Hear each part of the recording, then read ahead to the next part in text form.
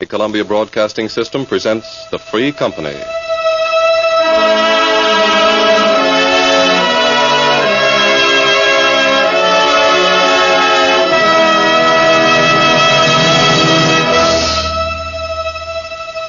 For what avail the plow or sail or land or life if freedom fail?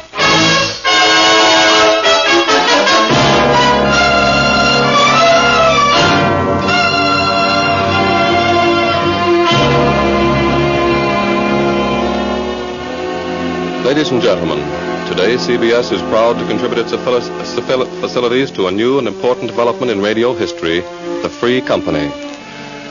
The Free Company is a voluntary group of distinguished American playwrights, writers, actors, and radio workers who have joined their talents to bring you this series with no compensation other than the knowledge that it may serve America.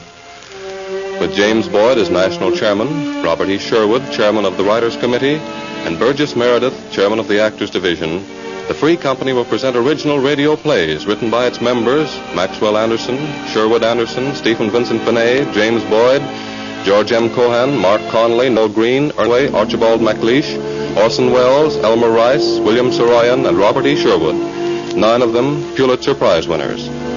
The plays will feature America's most distinguished screen and stage stars in the leading roles. And now, Burgess Meredith for the Free Company. This is Burgess Meredith speaking from Hollywood. The purpose of the Free Company is to present in terms as eloquent as its members can command the meaning of freedom, and to serve as a free expression of their faith in American democracy and in the basic civil rights which make it possible. Some of these plays utilize for their dramatic themes particular sections of the Bill of Rights. Others, like today's drama, will be more general in scope. For our first play in this series, Pulitzer Prize playwright William Saroyan has written The People with Light Coming Out of Them. In the cast will be John Garfield, Nancy Kelly, Eduardo Cianelli, Edmund Gwenn, William Tracy, Tim Holt, and Clinton Rosamond. The brilliant work of these artists in motion pictures is known to all of you.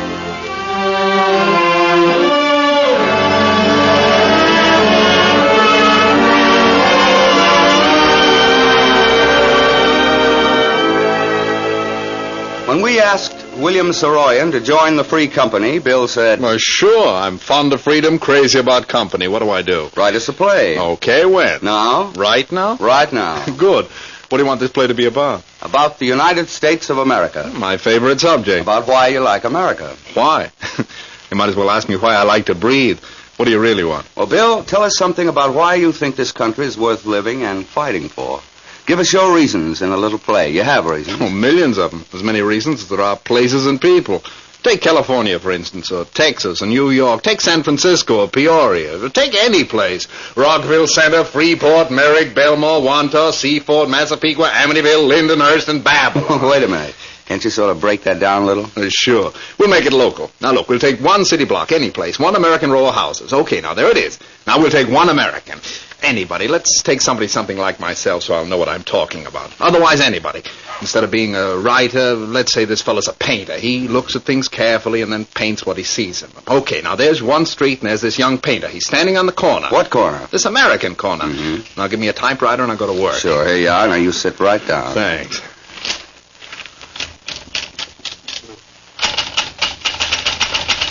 Come on, old Walt Whitman. Tell us about America. Tell us about where we live, about home and the family. And Mark Twain, you tell us about it. And old Dan Boone. And 130 million people. You tell us about it.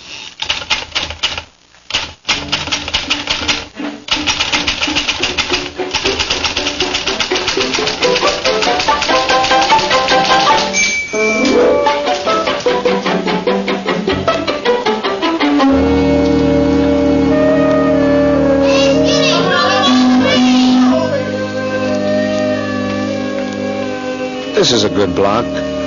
I'll tell you who lives in this block. Well, in the flat below me is the old husband and the wife and their granddaughter. The old man's retired. He used to be a railroad worker. They gave him a pension about 2 years ago. Yesterday, I saw him at the corner, just kind of standing in the sun there, burned up about having no job. And he said, "Oh, how does anybody know when a man's through? I'm not through, and I never have been. As long as a man wants to work, he's not through. So I'm keeping busy. Aye, they're not going to kill me with kindness.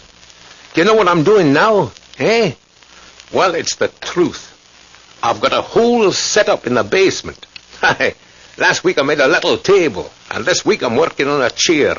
I've got to keep going. I've got to do things.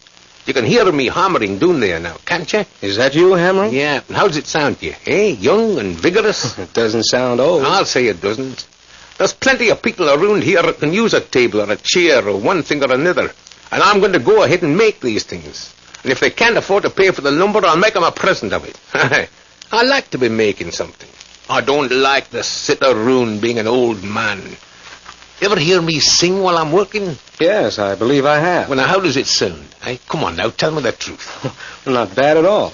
What is that song you keep singing all the time? Oh, it's Dolly Day. Is that what it is? Ah, you mean, oh, Dolly Day, she looks so gay. I run all around and around to hear her fairy footsteps play as she comes over the ground. Yes. Aye, it's my favourite, Dolly Day.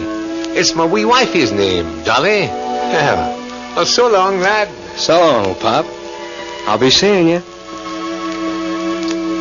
Well, the old man and his wife, they're folks. And the girl, their granddaughter, she's a stenographer somewhere. And she goes to work every morning looking like a princess. The old man, he's Scotch. And his wife's English, with a little French. And the granddaughter's mother, she has some Spanish. That's a lot of folks. Well, I was sitting on the steps last Sunday when the girl came home from church. I never saw anything prettier. She's something like her grandfather when it comes to starting a conversation anywhere at all. She came up the street and started talking from about 10 yards away. Hello. You're the man who's taken the flat upstairs, aren't you? No, it seems funny not hearing a lot of noise up there anymore. There were 5 growing kids in the family that moved out just before you moved in, and gee, they sure used to have a lot of fun. Gosh, it's a beautiful day, isn't it? It sure is. One of the most beautiful I've ever seen. Too good to waste indoors. That's one thing I like about church on a good day. When it's all over, you go out humming the last song they sang, and you step into beautiful sunshine and walk home feeling glad and hungry and happy about everything. I've got to do that. I've got to go to a church next Sunday myself. What kind of sermon was it? Oh, it was a little sad and made me feel angry about the war and the way people are behaving, but, well, we got to know about wars and what they mean to people and what they do. So the last song we sang was Rock of Ages. Rock of Ages. I haven't heard that song in years. Oh, it's a beautiful song. Rock of Ages, cleft for me.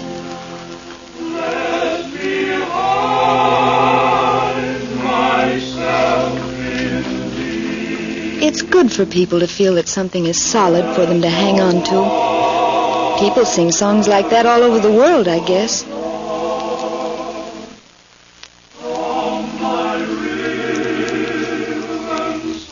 What do you do?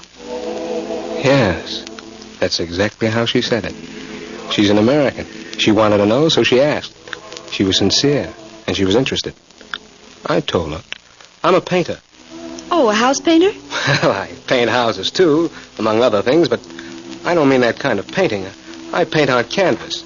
You mean you're an artist? Well, yes, although that sounds a little high tone for me. I'm a worker whose work it is to paint. I've got no boss, and I don't keep regular hours or anything like that. But I work like everybody else. Gosh, I never knew people could live so near artists. Wait a minute, don't get me wrong. I'm not famous. In fact, I'm not very well known to more than 10 or 11 people in the whole world. I'm not rich either. I'm sort of poor, but it seems like everything I really want and need, I usually... Well, how do people get to be painters? Well, I suppose it creeps up on them gradually until they're so sure they're painters they're willing to work for years trying to prove it. I'm in my 7th year now. Have you got a lot of paintings? Lots of them. Dozens. Could I see them sometime? Well, I wish you would. But I've got to warn you, they're not nearly as pretty as some people in the world. Well, why don't you get your grandfather and grandmother and someday when I'm in town go upstairs and loaf around? Door's always open. Oh, we wouldn't go into your house if you weren't there. Well, why not? It would be easier for you to look at the paintings, and I wouldn't be there to bother you and trying to explain them to you. It's not easy for a painter to explain his pictures. You see, you start to paint things, and after a while, as you learn more and more about painting, you start to paint what's inside of things and always coming out. Light comes out of most things, especially people. And it sometimes comes out of houses and streets and rooms and windows and all sorts of things that everybody sees every day. Well, I sort of concentrate on that light. I'm interested in it, even when there's no sun shining. If you look carefully, you can see light coming out of all sorts of things. But it's not easy to explain. Gosh, you sound like a preacher. Only it sounds real. Not like a sermon. Everybody's a preacher, I guess, but simply a question what a man preaches. Well, what do you preach? Tell you the truth, I believe something that's so ordinary it's almost embarrassing to mention it. In fact, somebody sophisticated might laugh at me. I believe there's more good in things than anybody ever bothers to see. So I keep looking for it all the time. And when I find it, I try to keep it in a painting so other people can see it too. After they see it in a painting, well, they see it everywhere else too. That's what painting's for. Say, can we really go up and look at the paintings? Well, I'm going to take a walk to town in about an hour. Why don't you all go up after you've had dinner? I won't be back until evening. Are you sure you won't mind? Mind? I want you to see my pictures. That's why I paint them. All right, then. We'll go up. And thanks. Okay. Well, she walked off, and I went up to my room.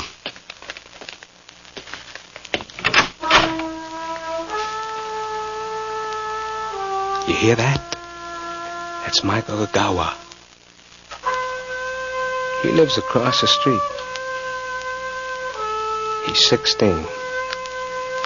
His father runs that cleaning and pressing place. Mike delivers for his father.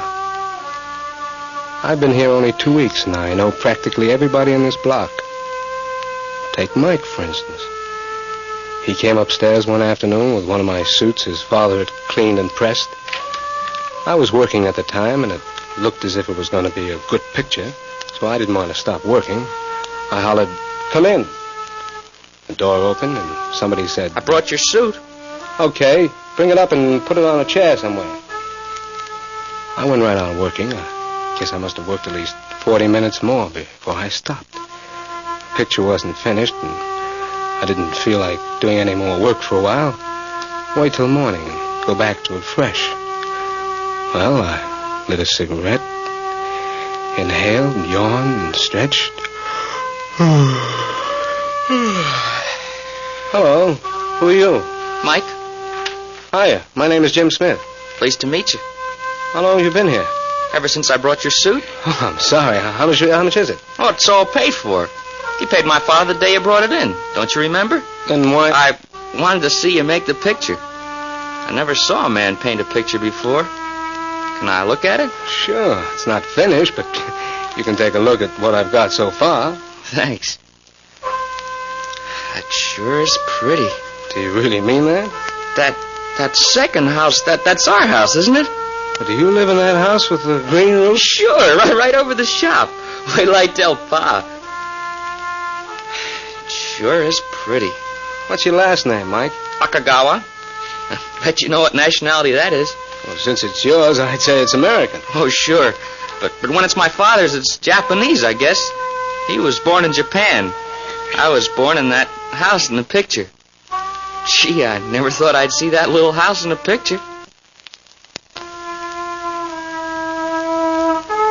Listen to him, will you? Listen to Mike Akagawa across the street blowing the trumpet. Isn't that beautiful? That's what I like about this block.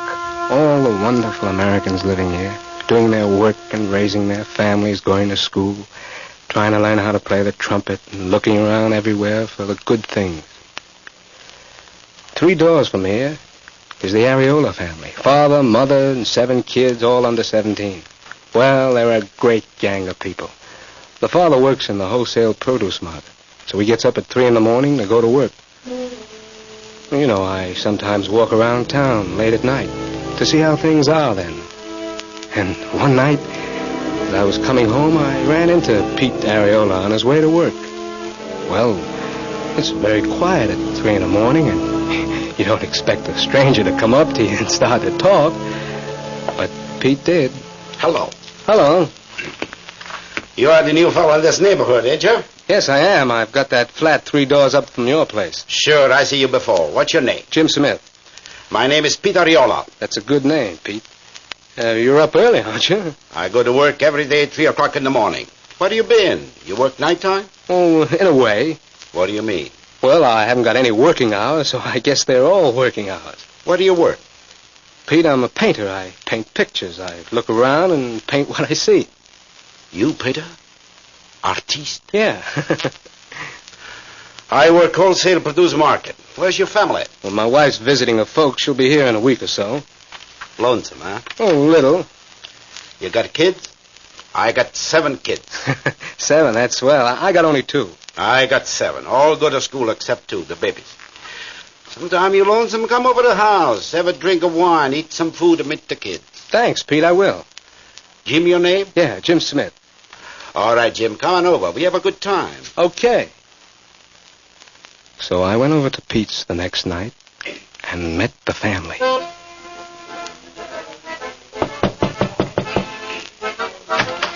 Hello, Jim Smith. Come in. You have supper with us. Hey, Angela, come and get some wine for our new neighbor. This is Jim Smith. Angela, my wife. How you doing, Mrs. Areola? Hello, young fella. These are my kids. Hey, kids, wait a 1 minute. Meet the new neighbor, Jim Smith. And now let's see. We start with the babies. This is Nicky. Hi, Nick. Hey, Angela, look. The neighbor pick up Nicky. Nicky, you like this fella? Sure you like him, but that's so fine. This little girl is Nora, my little flower. This fella's Pat. Hey, Pat, how do you feel? Okay, Pa. Hello, Mr. Smith. Hello, Pat. This lady, oh, she's a lady. Look, those high-heel shoes. She's Rosa. Gonna be opera singer. I'm gonna be a school teacher. All right, Rosa, is school teacher and opera singer, too. Papa wants everybody to be an opera singer. Next, the big fellas. Joe, 14. Hi. Tom, 15 and a half. Hello. And the oldest boy is Dominic, 16 and a half. Hi.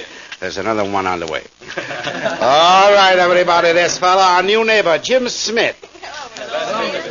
All right, Jim, drink this wine. Now, come on, kids, let's give a song. Oh, solo me, everybody together. Dominic, give me 1 chord enough and make it a good one.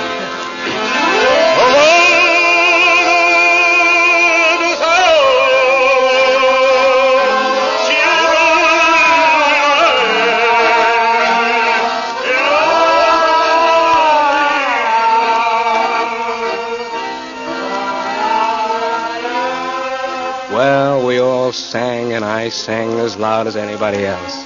We drank and had supper together and talked, and before I left that house, I knew how important a part of America it is. What a fine American Pete is, and his wife, and all the kids. They've all been up to my place for a visit. And now and then the oldest boy, Dominic, comes up alone and talks. Everybody I've met on this block so far has had something to talk about. Dominic, for instance, wants to know if he ought to go to college like his father wants him to, or if he ought to get out and go to work down at the wholesale produce market and help out with the family expenses. Well, I don't say anything. I just listen. And after 2 or 3 visits, Dominic answers all his own questions. He gets up and he says, Well, thanks a lot, Mr. Smith. Thanks for telling me. That's what I'll do. I'll go to college and work both. I guess there's time for everything. a fellow makes up his mind to find the time. I can work during summer vacation. And I can work Saturdays.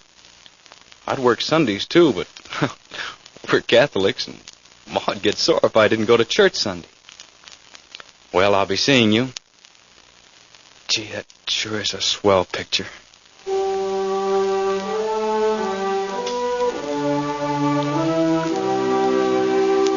There's a fellow who's got a furnished room in the house at the corner.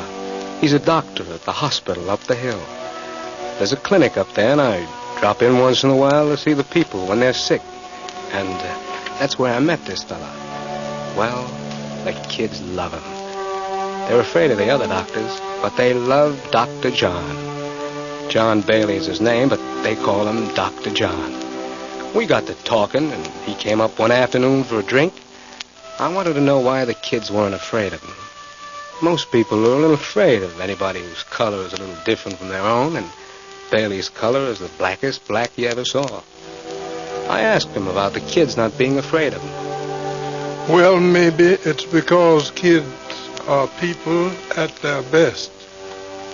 A kid with a pain, all he wants is to have the pain taken out of him. I don't go to work on a kid until I get him to know him. We talk a little while, and the first thing I know, they forget I'm a doctor. They even forget I'm colored. And then I know I can go to work. The greater part of pain is feeling hopeless about it. And I never feel hopeless about anything. Kids find out about that, and they stop being afraid of pain too. Well, by that time, more than half of it's gone, and what's left of it is on its way out. I laugh a good deal, too, because laughter's just about as strong as sunlight as a healing force. Where there's laughter, there's never fear. It helps the kids. Well, how does it happen that you do laugh, though? Well, I didn't used to. I used to let my own troubles grow until finally I found out that that was foolishness.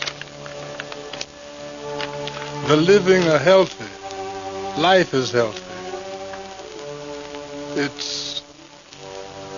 I know that from my work. I've got to help them with medicine and heat and treatment and all that.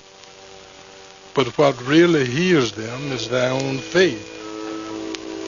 Mind if I have another drink? Go ahead. Pour me one, too.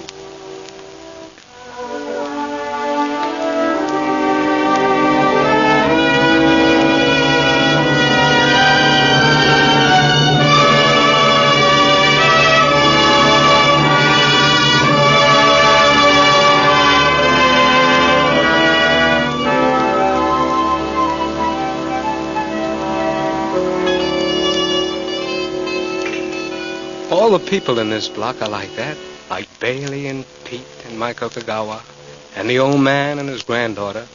But this block's no different from any other block in any other town in America. People are like that all over the place. And when you've got people with light coming out of them, like it comes out of these people, and you've got light coming out of their houses and the streets they live in, and the towns where these streets are, and the whole land where these towns are, you hear them coming to life in the morning. The alarm clock's ringing, the faucet's running, and everybody getting up to start another day. You know they're a happy people, because they belong to a happy nation. They're a free people, and they're glad to be alive. I've done a lot of looking around all over this country, because that's my work, and everywhere I've gone, from the biggest city to the smallest town, I've seen people with light in them, human people. People who are young and friendly and kind. Oh, I know, I've seen bad people, too, all kinds of them. But I looked a long time, and it's gotten so I can see them right through people who look as if they're bad. But they're not bad. They're having trouble. They're up against something. Things have gone wrong. They've lost faith. They need more things than they've got. They're out fighting because they don't know what else to do about the trouble. But even these people are good people. Something's pressing against their spirits, hurting them. Everything isn't perfect in any block in any town or city in this country. But in this country, it's always trying to improve. It's always working at the job. The same as a painter's got to work at a picture he's painting. Look out this window down at the street. It's not a fancy street. The houses aren't much. The people in them aren't people you read about in newspapers and magazines. But down there is America. That street and those houses and the people living in them, there is the strength of this nation and the hope of the world. Look at the light shining out of those humble houses. That light is the light of a happy nation, a free and growing people, a human people, a people without fear, a people who love instead of hate, whose casual everyday humanity is stronger than any other power in the world. This is a good block. I like it here because the best in people from all over the world is growing here into the first real nation of the world, the American nation, the nation of human people.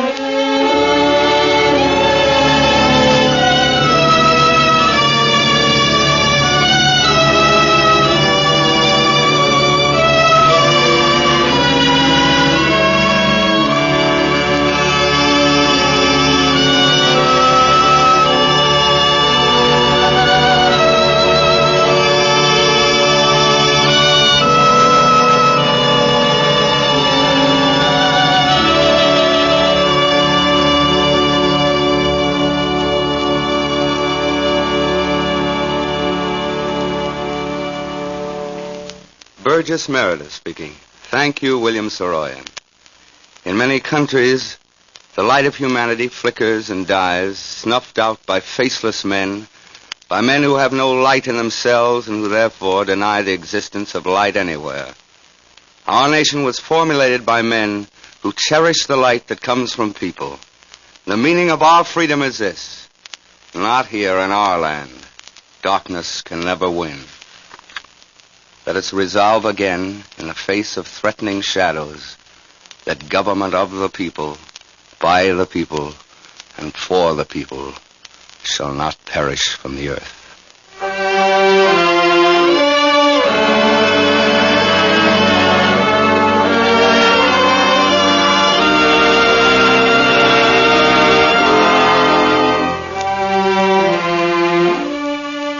John Garfield, whom you will see soon in Warner Brothers' A Sea Wolf, Nancy Kelly, who will be remembered for her work in Jesse James, Eduardo Connelly, who played the unforgettable Trock in RKO's Winterset, Edmund Gwend, whose performance as the murderer in Foreign Correspondent received high acclaim, William Tracy, who played the delightful fresh kid in MGM's A Little Shop Around the Corner, and was now appearing in Darryl Zanuck's Tobacco Road, Tim Holt, who is starring in RKO's The Fargo Kid, and Clinton Rosamond, who is appearing in MGM's forthcoming Blossoms in the Dust, have joined the Free Company in presenting the first in a series of broadcasts, William Saroyan's original radio play, The People with Light Coming Out of Them. Lee Stevens composed and conducted an original music score, Charles Vanda produced. To all these people, to the Screen Actors Guild, and to the American Federation of Radio Artists, and to the Columbia Network, all who have combined to make this series possible, this is Burgess Meredith offering the sincere thanks of the Free Company.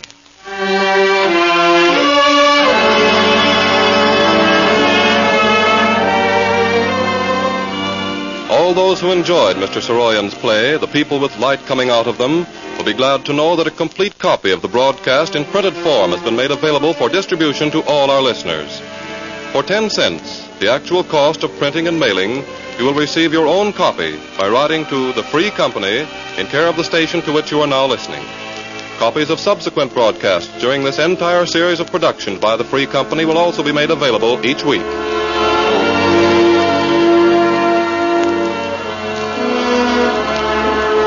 Next week at this same time, the Free Company will present a play by the Pulitzer Prize winner, Mark Connelly, titled The Mole on Lincoln's Cheek. The Free Company series is directed by Irving Reese. This is the Columbia Broadcasting System.